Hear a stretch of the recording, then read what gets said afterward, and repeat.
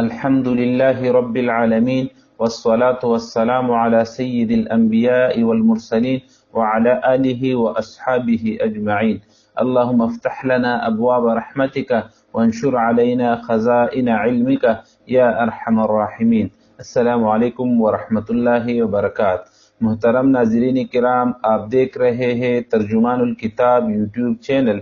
آج ہم آپ کے مسائل اور ان کا حل کی اس اہم بحث کو بیان کریں گے جو صحابہ، صحابیات، ازواج مطہرات اور صاحبزادہ رضوان اللہ علیہم اجمعین کے حوالے سے عوام میں پہلے چند غلط فہمیوں کی وضاحت کرتی ہے. براہ کرم آخر تک توجہ کے ساتھ دیکھتے رہیے، کیونکہ آج ہم 3 اہم سوالات کا جواب پیش کریں گے.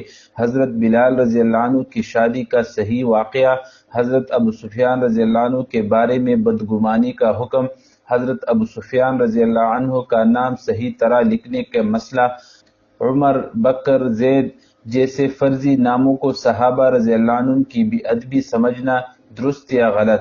اب آئیے پہلے کتاب کی اصل عبارت سنتے ہیں. حضرت بلال رضی اللہ عنہ کی شادی. سوال: کیا حضرت بلال رضی اللہ عنہ کی شادی ان کے وصال سے چند روز قبل ہوئی، اور وہ بھی غیبی اشارے پر؟ کیا حضرت بلال رضی اللہ عنہ کی عمر من جانب اللہ 40 سال سے بڑھائی گئی تھی؟ جواب: حضرت بلال رضی اللہ عنہ نے یمن میں شادی کی تھی. یہ معلوم نہیں کہ وفات سے کتنا عرصہ پہلے کی تھی، نہ غیبی اشارے کا علم ہے، اور 40 سال عمر بڑھائے جانے کی بات غلط ہے. ان کی عمر 60 برس سے کچھ زیادہ ہوئی ہے، اور 18 ہجری یا 19 ہجری یا 20 ہجری میں ان کا انتقال ہوا. حضرت ابو سفیان رضی اللہ عنہ سے بدگمانی کرنا. سوال: ابو سفیان رضی اللہ عنہ سے بہت سے لوگ بدگمانیاں کرتے ہیں اور کہتے ہیں کہ یہ صحابی نہیں تھے. ان کے بارے میں وضاحت فرمائیے. نیز حضرات صحابہ کرام رضوان اللہ علیہم اجمعین کے ناموں کے علاوہ کسی اور کے نام کے ساتھ رضی اللہ عنہ لگایا جا سکتا ہے یا نہیں؟ جواب: حضرت ابو سفیان رضی اللہ عنہ صحابی تھے، ان کے حق میں یہ بدگمانی غلط ہے. رضی اللہ عنہ صحابہ کے لیے ہے، دوسروں کو نہیں کہنا چاہیے، اگرچہ لغوی معنی کے لحاظ سے دعا ہے، اور اسی بنا پر تابعین و ائمہ دین کے لیے بھی یہ صیغہ استعمال کیا گیا ہے.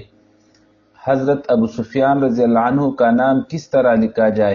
سوال: کورس میں جو دینیات پڑھائی جاتی ہے اس کتاب میں کہیں بھی اگر صحابہ رضی اللہ عنہ کے اس دور کا واقعہ آتا ہے جب وہ مشرف با اسلام نہیں تھے، تو وہاں پر لکھا رہتا ہے فلاں صحابی رضی اللہ عنہ جب وہ ایمان نہیں لائے تھے. لیکن جب کبھی بات ابو سفیان کی ہو رہی ہو تو وہاں صرف ابو سفیان لکھا ہوتا ہے، حضرت اور رضی اللہ تعالی عنہ نہیں لکھا جاتا، جبکہ وہ مسلمان ہو گئے تھے. اس کی کیا وجہ ہے؟ کیا یہ مصنفین کی غلطی ہے یا کوئی اور وجہ ہے؟ جواب: یہ غلطی ہے. ان کا اسمی گرامی بھی ادب و تعظیم کے ساتھ لکھنا چاہیے. اسلام سے پہلے کی غلطیاں معاف ہے.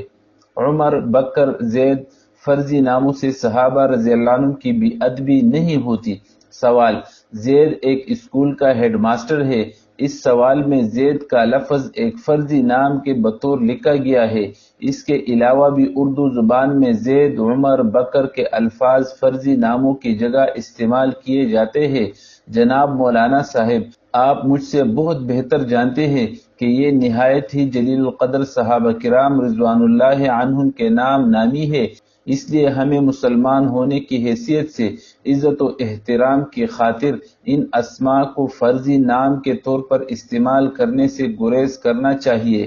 جواب: اچھی تجویز ہے، لیکن ان فرضی ناموں کو استعمال کرتے ہوئے کبھی کسی کا ذہن اکابر کی طرف نہیں جاتا، اس لیے بے ادبی کا نظریہ غلط ہے. الحمدللہ ہم نے آج کی نشست میں صحابہ کرام رضی اللہ عنہ کے بارے میں پیدا کیے جانے والے چند شبہات کا مدلل اور واضح علمی جواب دیکھا.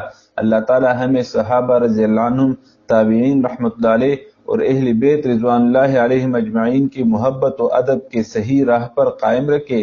آمین یا رب العالمین.